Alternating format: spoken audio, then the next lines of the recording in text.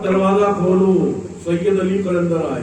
क्या बात है, क्या फरमाया एक ने, उन 500 में से एक ने आवाज दी, अशरफ दरवाजा खोलो, सैयद अली कलंदर आए हैं। मखदूम पाक की आजिज़ी इनके सारी थी। क्या बात, दरवाजे को खोला, सैयद अली कलंदर को अंदर आने की दावत दी, अंदर तशरीफ लाए। कुछ देर गुफ्तगू चलती रही। इतने में सैयद अली कलंदर ने कहा, अशरफ सुना है तुम जहांगीर हो। क्या फरमाया, सुना है तुम जहांगीर हो। आपने फरमाया मैं नहीं कहता, ये तो लोग मुझे कहते हैं। फरमाया कि क्या लोग जो तुम्हें कहते हैं कभी मना नहीं करा? कहा कि नहीं, मेरे पीर की बारगाह से ये खिताब मुझे मिला है, ये खिताब मुझे मेरे पीर की बारगाह से मिला है। अच्छा, लेकिन अशरफ मैं इस खिताब के खिलाफ हूं, ये जो लक़ब तुम्हारा जहांगीर है मैं उसके खिलाफ हूं, ये सैयद अली कलंदर कह रहा। मखदूम पाक ने कहा क्या वजह है इसकी? कहा कि वजह यह है कि ये बारगाह इलाही में गुस्ताखी है, ये सैयद अली कलंदर कह रहे। तो मखदूम पाक ने फरमाया कि तुम होते कौन हो इस बात को कहने वाले? तो सैयद अली कलंदर कहने लगे, अशरफ मैं ये 500 कलंदरों की जमात को लेकर के इस दुनिया के कोने कोने में जा रहा हूँ रब के हुक्म से कि एक एक वली की शनाख्त करूं, एक एक वली की पहचान करूं कि कौन सच्चा है कौन झूठा है। लेकिन अशरफ ये सुन लो बस, मुझे कोई तुमसे तकलीफ नहीं, लेकिन ये खिताब जहांगीर मुझे पसंद नहीं। मखदूम पाक ने कहा कि देखो कलंदर, क्या तुम्हें पता है कि असबाब अनवा कितने हैं सुलूक के? फरमाया सुलूक के असबाब अनवा कितने हैं, क्या कलंदर तुम्हें पता है? कहा कि वो मैं सब नहीं जानता, बस मुझे ये खिताब पसंद नहीं। मखदूम पाक ने इल्मी बहस चालू करी। कहा कि सुलूक 7 तरीके के होते हैं, यानी सालिक की जमा सुलूक। कहा कि सुलूक 7 तरीके के होते हैं। पहले वो जो कहे रब करे,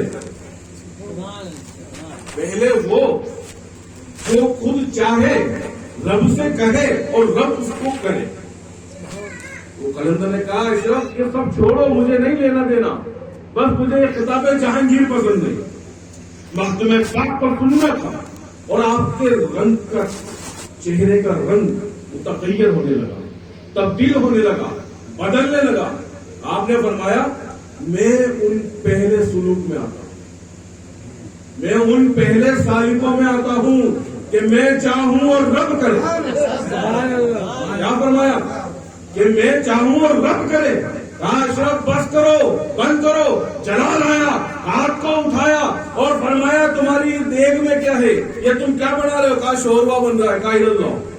कहा इधर लाओ। देग को लाया गया। मखदूम पाक ने जबान तक नहीं लगाया, सिर्फ हाथ को देग में डाला और वो हाथ पूरी देग खा गया। सिर्फ मखदूम पाक का हाथ उस देग का सारा शोरबा पी गया, खा गया जो उसने। और 500 कलंदर की जमात देखी, अली कलंदर से कहा, कलंदर खामोश हो जाओ, इनकी सलूकियत देख चुके, इनकी सलूकियत देख चुके हैं। लेकिन अली कलंदर है कि मानने को तैयार नहीं। कहा कि अशरफ ये सब छोड़ो, खिताब जहांगीर ही पसंद नहीं, इतना सुनना था। मखदूम पाक को जलाल आ गया। कहा अली कलंदर सुन, मैं जहांगीर भी हूँ और जहांगीर भी हूँ। अली कलंदर की रूह के जिस्म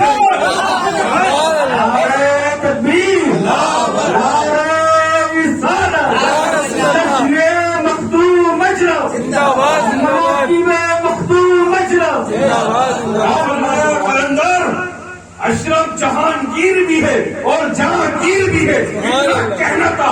मखदूम पाक ने सीने पे हाथ रखा और रूह को निकाल लिया, ये मखदूम पाक की जहांगीर और जहांगीर। इसीलिए कहते हैं कि मखदूम पाक और आले मखदूम की शान में गुस्ताखी से बचे। मखदूम पाक फरमाते हैं कि मैंने औलादे नूरुल ऐन के पीछे रिजालुल गैब को रखा है। रिजालुल गैब वो रिजाल है जो गायब रहते हैं, लेकिन औलादे नूरुल ऐन के पीछे रखा है। اگر کوئی ان کی شان میں گستاخی کرتا ہے تو وہ رجال الغیب ان سے بدلہ لیتا ہے. میری اولاد تو خاموش ہو کے آ جائے گی لیکن رجال الغیب اس سے بدلہ لے گا.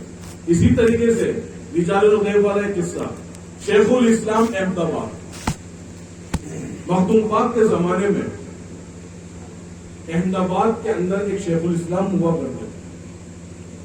وہ مخدوم پاک سے بڑی حسد رکھتے تھے. تو مخدوم پاک اس زمانے میں گلبرگہ شریف سے تشریف لا رہے تھے اور احمد آباد میں آپ نے قیام فرمایا. تو احمد آباد کے شیخ الاسلام کو خبر پہنچائی کہ اشرف جہانگیر آ گئے. انہوں نے کہا کہ مجھے کوئی لینا دینا نہیں, کوئی بھی آتے درویش آتے رہتے ہیں, اتنا انہوں نے کہہ دیا. رات کو وہ سوئے, مخدوم پاک ادھر حجرے میں ہیں, عبادت میں مشغول ہیں, اور ادھر شیخ الاسلام کیا دیکھتے ہیں کہ چھت پر سو رہے تھے دوڑتے ہوئے, رات کے وقت میں دوڑتے ہوئے مخدوم پاک کی خانقاہ میں داخل ہو گئے. کہا اشرف جہانگیر مجھے بچا لو, آج مجھے بچا لو, یہ لوگ میرا قتل کر دیں گے. مخدوم پاک نے فرمایا کیا معاملہ ہے, میں تو تمہیں نہیں جانتا کون ہو, کیا معاملہ ہے. کہا حضور میں نے آپ کی شان میں ایک گستاخی کی, آپ سے حسد رکھا, آپ سے بغض رکھا, آپ نے جلن رکھی, تو میں کیا دیکھتا ہوں کہ رب کی جانب سے 4 رجال الغیب میرے سینے پر آ کر کے بیٹھ گئے اور میری تلواروں کو میرے گلے پر تان دیا اور کہا کہ اگر تم نے اشرف سے معافی نہ مانگی تو تجھے یہی قتل کر دیں گے. یہ اتنا سننا تھا کہ ایک نورانی چہرے والے بزرگ نمودار ہوتے ہیں, ایک نورانی چہرے والے بزرگ نمودار ہوتے ہیں, اور وہ کہتے ہیں کہ میں نے مخدوم سنگا سے معافی طلب کر لی اس کے تعلق سے, اس کو چھوڑ دو. وہ بزرگ کہہ رہے ہیں رجال الغیب سے کہ میں نے مخدوم پاک سے ان کی معافی طلب کر لی ہے, آپ ان کو چھوڑ دیں. تو ٹھیک ہے آپ کہتے ہیں تو چھوڑ دیتے ہیں. اب وہ شیخ الاسلام آئے مخدوم پاک کی بارگاہ میں ڈرے سہمے سارا واقعہ بیان کر دیا. کرنے کے بعد فرمایا شیخ الاسلام کیا جانتے ہو وہ شخص کون تھے نورانی چہرے والے جو تمہیں بچانے آئے تھے؟ کہا کہ نہیں جانتے. کہا وہ تمہارے پردادا ہیں, وہ تمہارے پردادا ہیں جو اولیاء کی جماعت میں سے ہیں, ان کے کہنے پر وہ رجال الغیب تمہیں بخش کر چلے گئے. لیکن یاد رکھنا آئندہ اشرف سے کبھی حسد نہ رکھنا, آئندہ کبھی حسد مت رکھنا. اتنا سننا تھا, مخدوم پاک سے مرید ہو گئے, خلافت سے مخدوم پاک نے نوازا, علم روحانیت عطا فرمایا.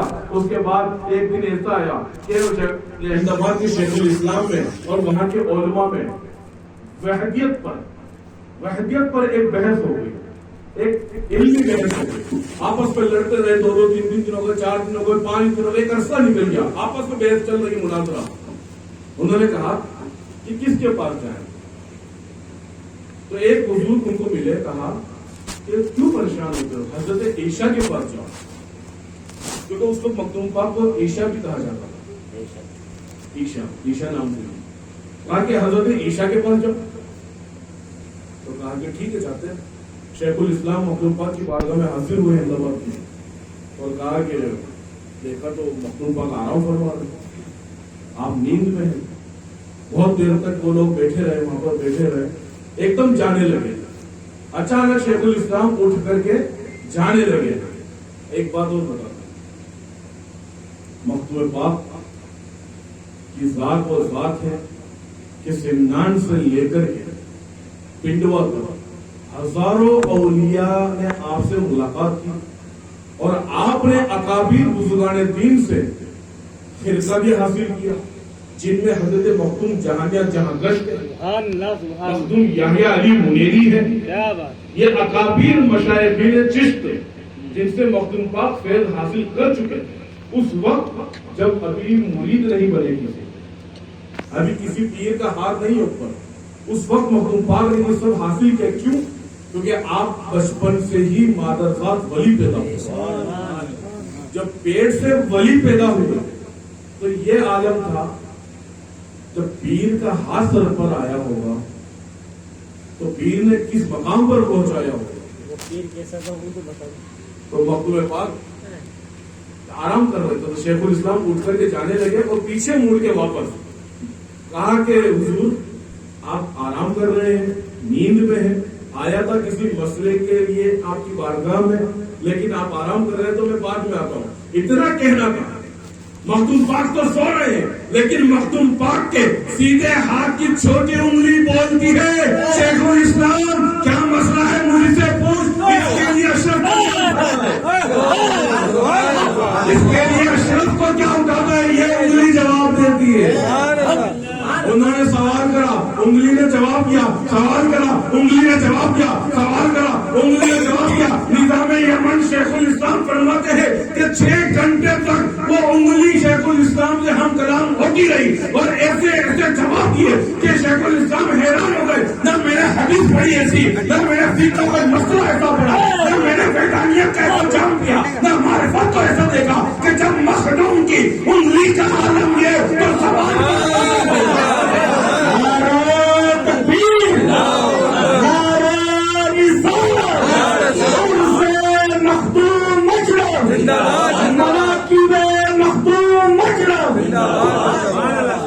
اب میرے مخدوم کی انگلی کا یہ عالم ہے سب سے چھوٹی. یہ بھی نہیں، یہ بھی نہیں، یہ بھی نہیں، یہ سب سے چھوٹی ہے. تو زبان کا عالم کیا ہوگا؟ اور یہ مخدوم کا عالم ایسا ہے، مخدوم پاک کا عالم ایسا ہے. تو ایک بار لے چلتا ہوں پھر سے پنڈوا کی طرف، کیونکہ اس کی فرمائش بھی مجھ سے ہوئی. بارگاہ ہے محبوب الہی سلطان الاولیاء حضور محبوب الہی نظام الدین اولیاء رضی اللہ تعالی عنہ کی بارگاہ ہے. بارگاہ محبوب الہی کے اندر محفل سجی ہے، محفل سجی ہے. اکابیر مشایخین صوفیاء اولیاء اکابیر قطب وہاں موجود ہیں. اور محبوب الہی اس وقت دہلی کے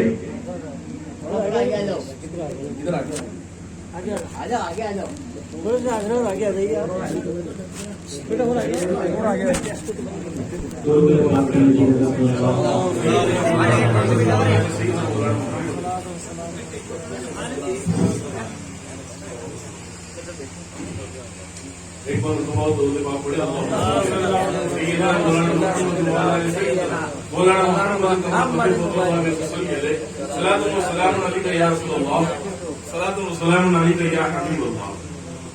محبوب الہی کی بارگاہ. کون محبوب الہی؟ جو نائب شہنشاہ ہندوستان. جب غریب نواز نے ہندوستان پر اپنی بادشاہت کو جمایا حکم آقا سے، آقا کے حکم سے، بارگاہ رسالت سے بادشاہت کی سند عطا ہوئی. غریب نواز حکم پر ہندوستان تشریف لائے. تشریف لانے کے بعد کیا غریب نواز کو یہ فکر نہ ہوئی کہ میرے دنیا سے پردہ کرنے کے بعد میرے اس مشن کو آگے بڑھائے گا کون؟ کیا غریب نواز کو یہ فکر نہ ہوئی کہ میرے بعد تعلیم نبوی صلی اللہ علیہ وسلم کو آگے بڑھائے گا کون؟ بے شک غریب نواز کو یہ فکر تھی، غریب نواز کو یہ فکر تھی. اور یہ بھی بتاؤں کہ آج کی خانقاہوں جیسا نظام پرانی خانقاہوں کا نہیں تھا. آج مرید آتا ہے، پیر ملتا ہے، مرید چلا جاتا ہے. لیکن پہلے کے زمانے میں اگر کوئی مرید پیر کی خانقاہ میں آتا ہے تو جاتا نہیں جب تک پیر نہ کہتے، چاہے 1 سال ہو، 2 سال ہو، 3 سال ہو، 5 سال ہو، 10 سال ہو، 20 سال ہو، 30 سال ہو، کوئی مرید کی اجازت نہیں ملتی کہ وہ چلا جائے اس وقت تک جب تک پیر اس کو معرفت الہی کا جام نہ پلا، جب تک ولایت کا جام نہ دے. یہ اس وقت کی خانقاہوں کا حال ہے. لیکن یہ بھی بتاتا چلو اس وقت پلانے والے بھی غریب نواز ہو، پلانے والے خواجہ قطب ہو، پلانے والے محبوب الہی ہو، پلانے والے بابا فرید ہو، پلانے والے سراج اخی عین ہند ہو، پلانے والے علاؤ الحق کنجر عباد ہو، پلانے والے مخدوم سنہ ہو، پلانے والے مخدوم الافاق عبدالرزاق نور العین ہو. ارے اتنا کہہ دوں کہ ان سب کو جمع کر کے ایک نگاہ میں جو غریب بنا دے اسے اشرفی اعلیٰ حضرت کہتے ہیں. جو ایک پل میں نگاہ سے ولی بنا دے اس کو اشرفی اعلیٰ حضرت کہتے ہیں. تو نظام الدین اولیاء کی بارگاہ ہے. تمام مقابر اولیاء موجود ہیں, علماء موجود ہیں, حفاظ موجود ہے, کیونکہ محبوب الہی کی ذات ہی ایک ایسی ذات ہے اولیاء اور صوفیاء میں کہ جن سے علماء نے کبھی اختلاف نہیں کیا. ہر دور میں صوفیوں سے ولیوں سے علماء کا اختلاف ہے, تاریخ اٹھا لیں آپ شروع سے. لیکن محبوب الہی کی ذات ایک ایسی ذات تھی جن سے کسی عالم کی ہمت نہیں ہوتی کہ جا کر کے بحث کرے. اس کی وجہ ہے کہ محبوب الہی جب تک بابا فرید الدین گنجے شکر کی چوٹی کو سیدھی کرنے نہ دے, جب تک جملہ بڑے فکر کے ساتھ سننا کہ محبوب الہی ابھی محبوب الہی نہ بنے بلکہ ہندوستان کے ملا نظام الدین ہے. ابھی ملا نظام الدین ہے پورے ہندوستان کے اندر. اس زمانے میں اگر کسی عالم کو جانا چاہتا تھا اکابر میں بڑوں میں تو ملا نظام الدین کو جانا چاہتا تھا. اور جس دن ملا نظام الدین بابا فرید کی چوٹی کو سیدھی کرنے چلا گیا بابا فرید نے اپنے محبوب الہی بنا دیا. یہ وجہ ہے ہندوستان کے سب سے بڑے عالم ملا نظام الدین. آج بھی پرانی کتاب ہم دیکھتے ہیں تو محبوب الہی کے نام محبوب الہی نہیں آتا ہے بلکہ ملا نظام الدین آتا ہے. یہ تاریخ کا ایک ایسا اہم باب ہے جو آج کل کے نوجوان نہیں جانتے. صرف یہ جانتے ہیں کہ نہیں وہ فرید کے خلیفہ وہ خواجہ قطب کی وہ غریب نواز. تو محبوب الہی کی بارگاہ ہے. اکابر اولیاء علماء اصفیاء صوفیاء حفاظ موجود ہیں. ایک شخص آیا محبوب الہی کی بارگاہ آ کر کے کہا حضور یہ مسئلہ ہے کیا کیا جائے. محبوب الہی نے اپنے دربار کے اندر, کیونکہ آپ اس وقت بادشاہ ہیں ہندوستان کے, بادشاہت آپ کے پاس ہے, ہندوستان کی گلی نواز نے آپ کو عطا کری ہے کیونکہ خواجہ قطب کا وقت بھی جا چکا ہے, بابا فرید کا بھی جا چکا ہے. اب حضرت محبوب الہی کا دور ہے, بادشاہت ان کے ہاتھ میں ہے, غریب نواز نے ان کو عطا فرما رہی ہے. آپ نے فرمایا کہ میرے پاس بنگال کی خبر آئی ہے کہ وہاں پر کوئی ایک ایسا علاؤ ہے جو وہاں پر بنگالی شیر ہے جو وہاں پر ولیوں کی ولایت کو چھین لیتا ہے. ولیوں کی ولایت کو چھین لیتا ہے. اتنا کہنا تھا تو محبوب الہی اپنی مسند سے کھڑے ہو گئے اور فرمایا اتنے اولیاء میں, اتنے علماء میں, اتنے اصفیاء میں, اتنے حفاظ میں کیا کوئی نظام الدین کی خچار میں ایسا شیر بنگال کے شیر کو پچھاڑ دے, جو اس بنگال کے شیر کو پچھاڑ دے. یہ کوئی جملہ میرا نہیں ہے, یہ محبوب الہی کا ہے. اس بات کو بھی یاد رکھنا, تاریخ میں لکھا ہے یہ جملہ. کیا فرمایا, کیا میری کچار میں کوئی شیر ایسا نہیں جو بنگال کے شیر کو پچھاڑ دے.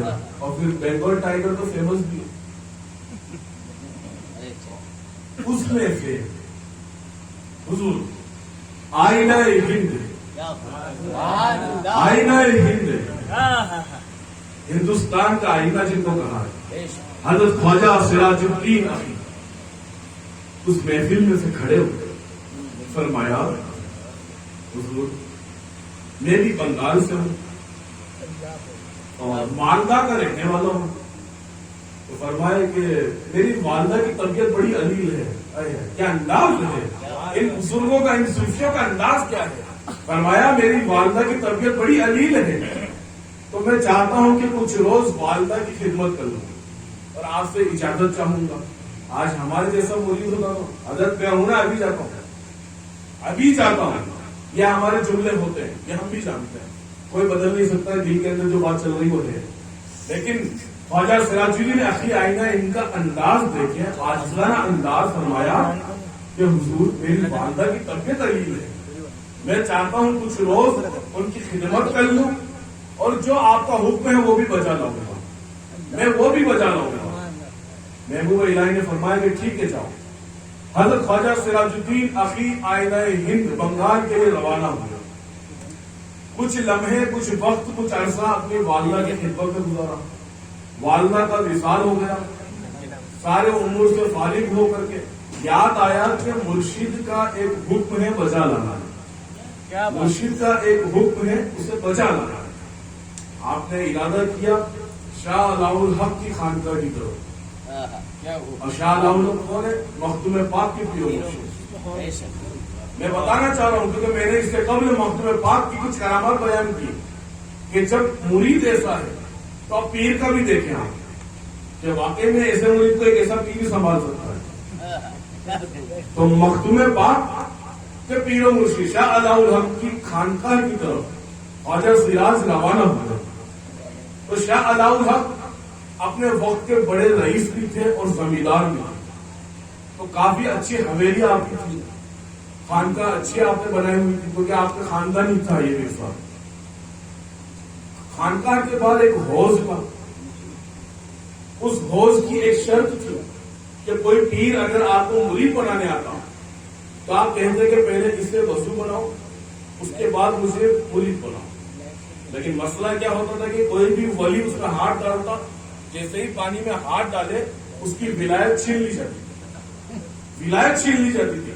یہ شاہ علاء الحق کی بات جو ابھی بھی کسی کے مرید نہیں ہوئے ہیں، ابھی بغیر بھی کے چل رہے ہیں معاملہ. دیکھیں آپ ادھر سے خواجہ سراج کا آنا ہو رہا.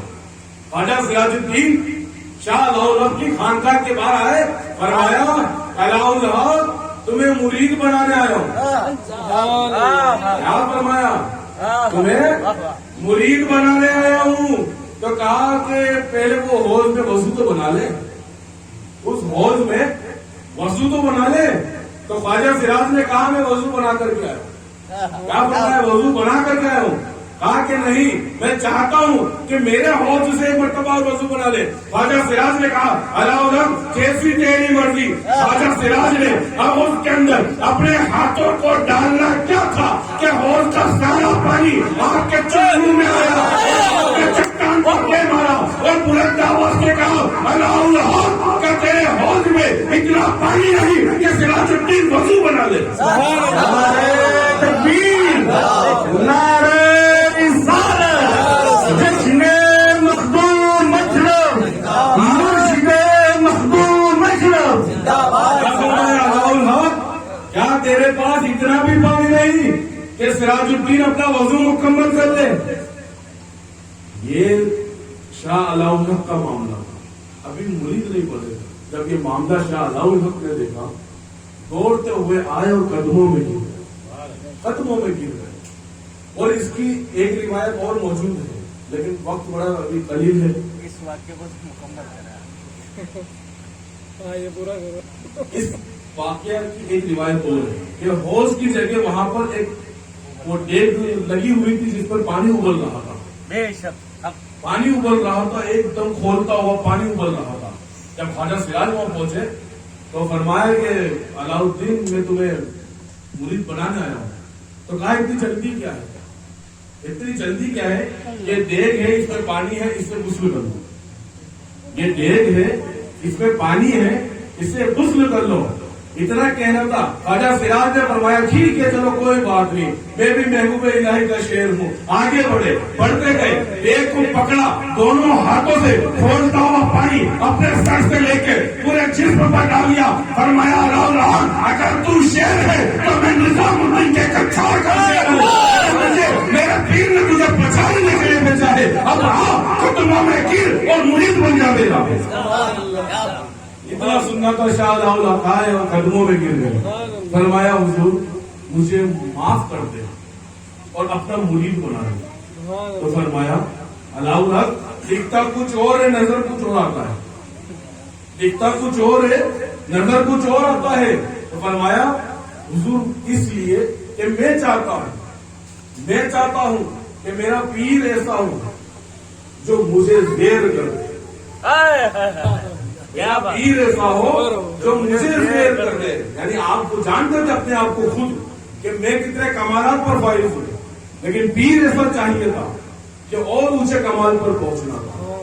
تو یہ مخدوم پاک کے پیر مرشد کا عالم تھا. جب مرید نہ بنے تھے اور ادھر مکتوب پاک کا آرمب کیا ہے یہ دیکھیں آپ. بلکہ آخری قصہ بیان کروں اس کا وقت کافی ہو چکا ہے.